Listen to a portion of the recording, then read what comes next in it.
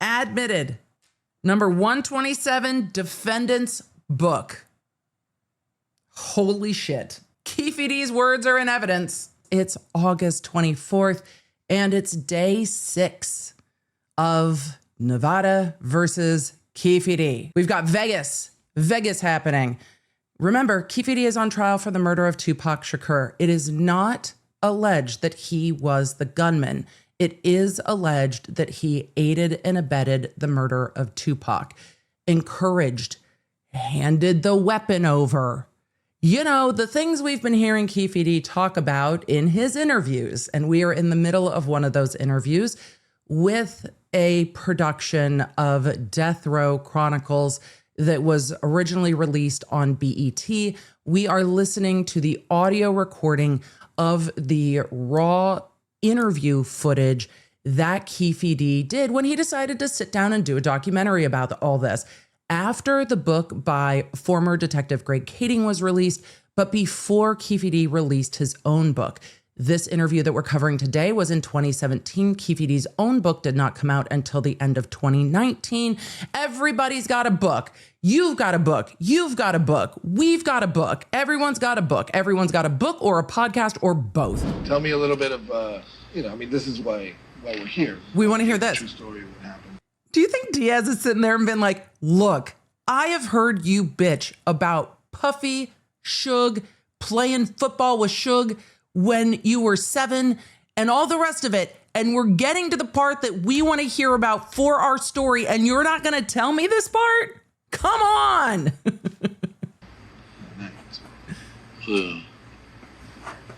Wayne, we need your permission.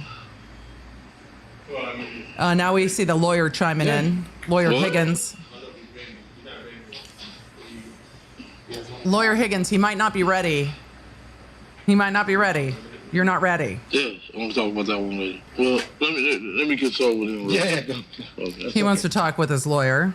Ray, the guy over there. I thought we weren't going to say that, dude. Okay. Keffe D is now talking to his lawyer. I thought we weren't going to say that, dude. I thought we weren't going to say that. I like the way the prosecution has gone in order here because we heard that wild 2009 police interview with Las Vegas PD. And his lawyer's like, let's break it down a little bit more. But then his lawyer's also like, wait, give yourself a little wiggle room on where you got the gun from. And now we're here with, are we actually going to put this shit on TV? You don't have to go into this. Listen. Listen, Linda. We got to consult with the U.S. attorney. You don't want to get me locked the fuck up. You don't want me to get locked the fuck up. You don't want me to get locked the fuck up, do you? We got to consult with the U.S. attorney. The feds have nothing to do with this. This is a state case. This goes back to Keffe D not seeming to actually understand that the interview he gave with Las Vegas is going to be the bigger problem here, not the statements he gave to the feds. But we need to consult with the U.S. attorney. You don't want me to get locked the fuck up. Does that say to you that this is all bullshit and bluster if you're sitting on this jury? Or does that say to you that Keffe D knew that the things he was talking about would get him locked up? Was there ever a time where you felt bad about Tupac? Was it every time I felt bad about it? Yeah. I wish it never happened. I lost my plug. You know what I'm saying?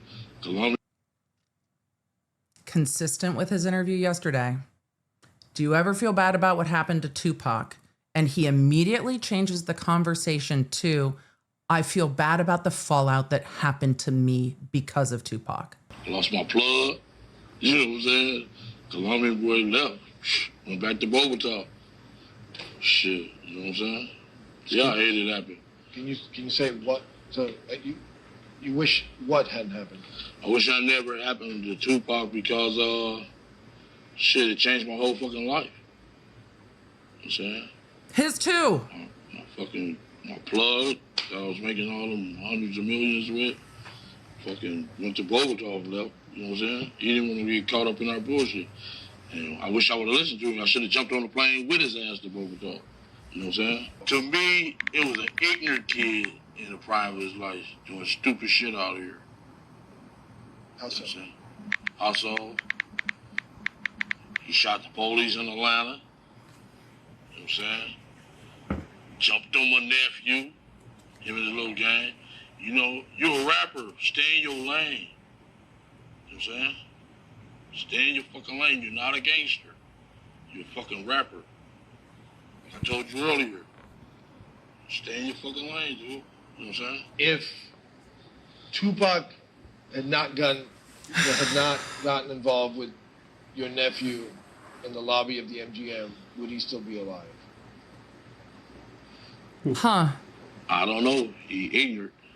Some motherfucker. That's a really interesting question. If Tupac had not gotten involved with your nephew in the lobby of the MGM, would he still be alive? Interesting. I think what the interviewer is asking is, would y'all have shot him that night? And Keffe D's taking that answer and going long term. I think Keffe D's answer is like, somebody would have got him. I think that's where Keffe D is going with this answer. I don't know. He ignorant. Some motherfucker, you know what I'm saying? The dude's, you know what I'm saying? I guess he went with that mob, and that shit went through his head on me.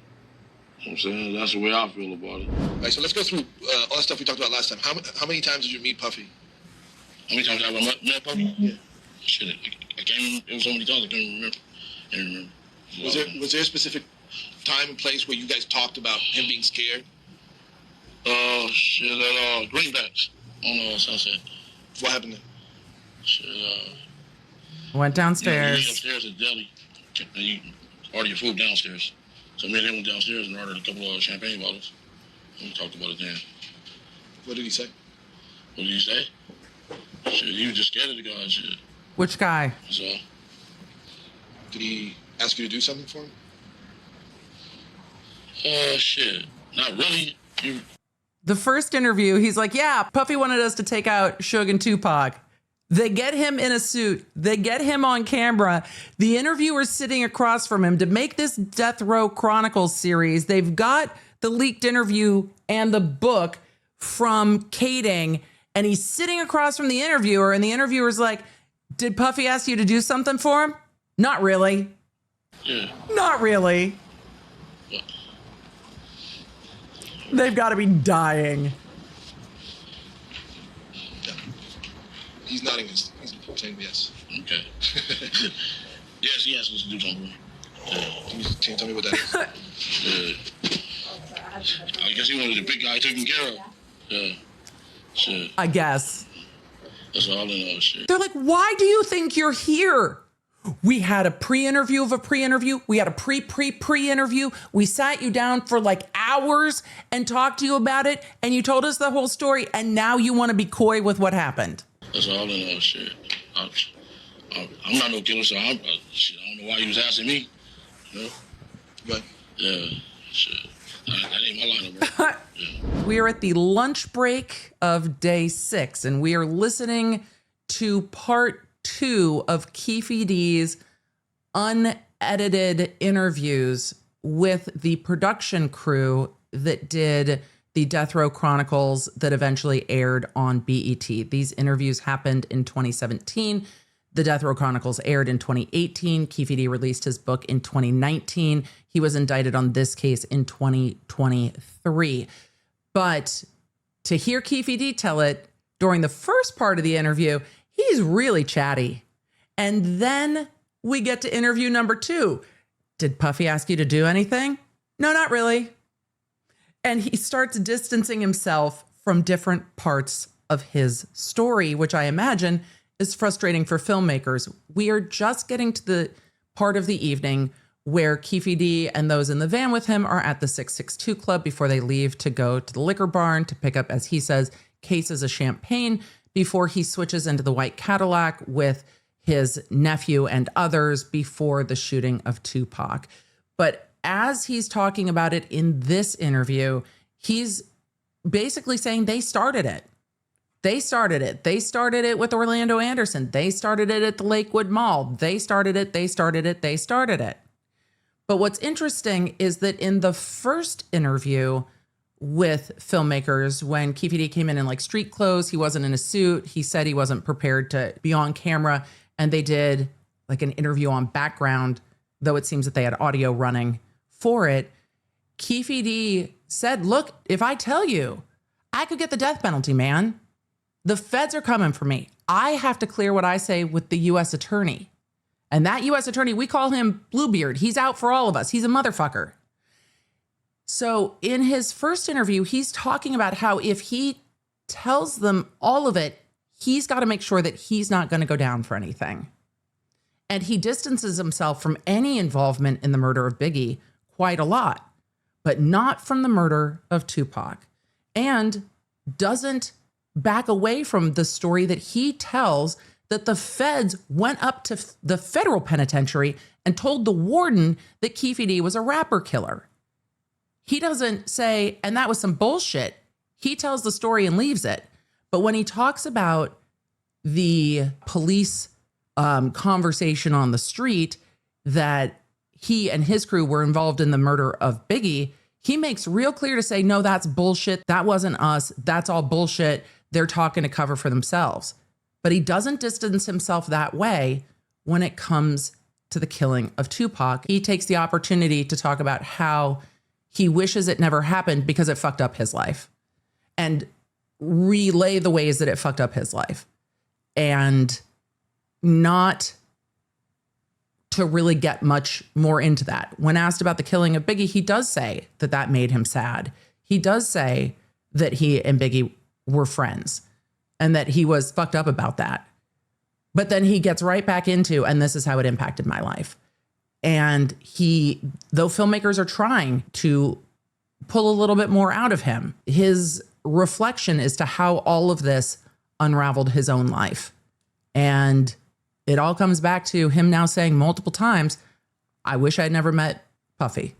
Leonard, a quick break to thank today's sponsor, Incogni. You know that Incogni is who my family and I trust with our personal data, and every month I share with you different stories about data breaches that affect tens of millions of people's identifying information, from breaches with medical providers and car insurance, and sometimes even your pet store. But one of the things you regularly ask is, but what if we don't know about the breaches? Then what do we do? And Incogni has solved that problem with their new feature, Exposure Scanner. With Exposure Scanner, Incogni will actually go through and find where you're exposed and bring the results back to you. And you also get a risk assessment that tailors a report to you about your privacy progress, and it's refreshed every 30 days. And the Exposure Scanner and risk assessment add to the features that you already know and love from Incogni. Things like the reoccurring removals. There's automatic removals and follow-up removal requests from over 420 harmful sites.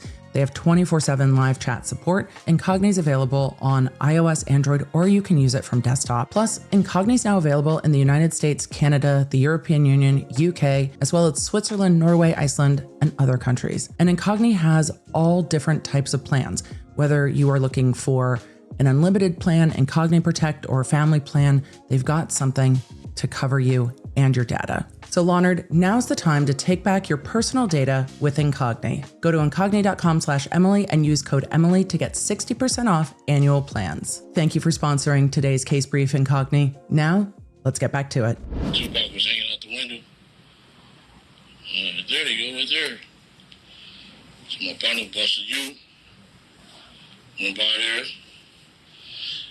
Got up there by there where he was. Shit. Pop looked like he got a gun. Got the buzzing. Shit. I was in the front seat, passenger side.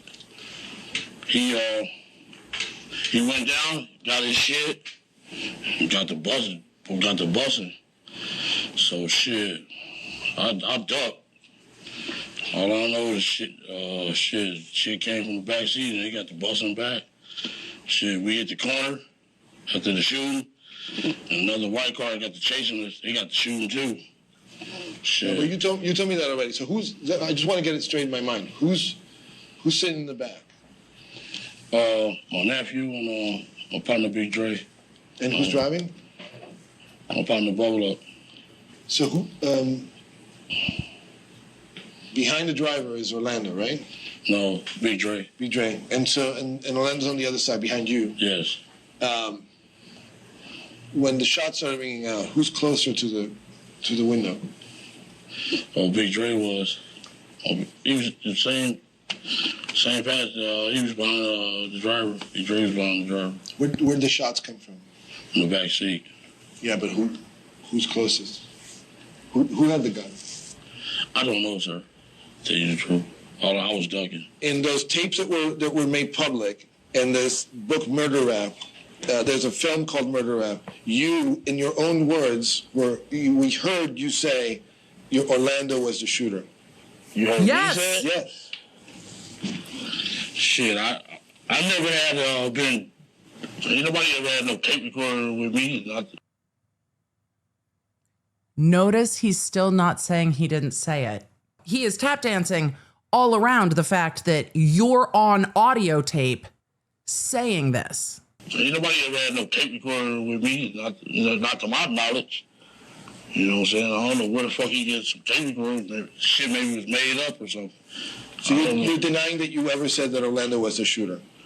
Yes, I'm denying it. Top police, FBI, fucking ATF, CIA. On my ass, man. You know? I did 5.5 years in the feds. Every other month, they was up there saying, this a rapper killer. You know what I'm saying? I just been targeted. Just been on my ass ever since. There's some truth to that, right? I mean, you were in the car. Wow. Some truth. Yes, some truth. When you are recording this conversation, yes, did you at that particular point turn it over to Las Vegas Metropolitan Police Department? I did not. You kept that recording, yes, and then you created your project with that, right? No, I've never used that recording for anything. What project are you talking about? Let me ask you this, though, sir. In terms of who's responsible here to solve the Tupac. Counsel, today's cross isn't it, counsel. That's not your responsibility, right? It can be anybody's responsibility. Okay. You're saying that it's not Metro's? It could be theirs as well. Of course it is. Any citizen can investigate a crime if they want to. You send over notice to Metro, and you say, hey, we solved this thing. You send over 100 emails to Metro. And they didn't do anything about it, did they? No, because they were... No, that's a yes or no answer. They didn't do anything about it. What didn't do anything about it defined... I would love your speculation as to why he didn't get indicted till 2023. Thanks. Okay, thanks. They were working the case as far as I was concerned. They were responding to me. I was sending them because he kept talking. He started doing YouTube interviews. So every time he would do an interview, I'd send it to him. Be like, hey, here's a new interview. Hey, this clip, he says this for the first time publicly. He says this. And there was back and forth going on with me and Detective. Once he gave an interview with us, he wouldn't shut up, in fact. So we just kept sharing. Detective Mogg. So I got the sense that he was absolutely working that case. And it's detective work 101. If your suspect is talking, you let him talk. And he was talking, so every interview he did was additional evidence to use against him. Now, when you say the case files, and I want to make sure I'm clear here. Sure. You're talking about Greg Cady. Yes. And you're talking about Greg Cady, who's former LAPD. Well, I'm not just talking about Greg Cady. I'm talking about every detective that came before him. Question, I am. You're trying to phrase it in a certain way. Not just Greg Cady. It's a not task just force. his files. In fact, the majority of them are from detectives that came before him, including Las Vegas police files. Right, because task force. All right. What detectives are you talking about before Greg Cady? Sure. A lot of the biggie detectives had gathered This witness evidence. is not going to back Don't down. shake your head. A lot of biggie detectives gathered evidence. Jeez, man. A lot of big. What is... We're in a murder trial. Oh, this witness is like, don't shake your head at me.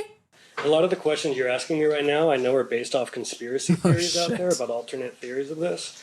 And I just would wonder if you have any evidence of that damn. to base your question on. Mr. Or if Garcia, you're just using questioning you of can't me. ask him. Sir, the lawyer's asking you questions that go to an alternate theory of what happened. Well, you're asking me about conspiracy theories. Okay, sir, you got to answer the questions. And I just would wonder if you have any evidence of that. That's boy. Question on. Mr. Or if you're Garcia, just using questioning you of can't me. ask him questions. He asks you questions. Okay, well, that's fine. I'm just wondering. Let's It just does- do it by the book. Sure, understood. Damn. Thank you, Mr. Sam. We're all so Ask a comfy. question. You had mentioned that you had read this book. I'm showing you again. Yes. This is my, kind of just, you're very eager. But this is my copy of the Compton Street Legend, okay? You read this book. Yes. All right. Let me just go through the book here real quick. What? You know who rapper Foxy Wait.